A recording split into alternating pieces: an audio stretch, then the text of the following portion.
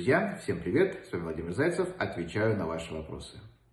Не чихаю уже 3 дня. Что это может быть? У меня хронический вазомоторный ринит, капаю Авамис. Ну, давайте будем считать, что Авамис вам наконец-то начал помогать. Авамис препарат гормональный, поэтому использовать его более чем 2 недели не рекомендую. Максимально это 1 месяц.